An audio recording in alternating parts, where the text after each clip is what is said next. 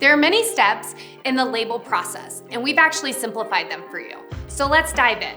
Number one, you need a design for your label. If you already haven't done so, we have plenty of online resources and/or freelance designers to help you out.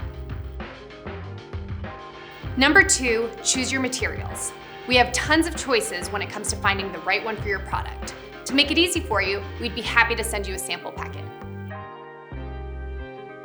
Number three, get a quick quote. The easiest way to get a quick quote is to fill out a form on our website, and a customer service representative will get back to you. That takes us to number four. You're gonna receive an estimate that's simple, easy, straightforward, with no hidden fees. Number five, artwork setup. Our design team will get your artwork ready to print. We triple check everything and we'll send you a final proof for the official thumbs up. Number six, label production.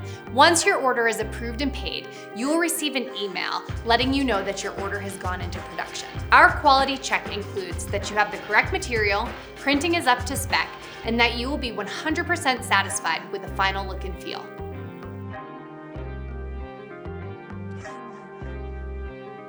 This takes us to our final step.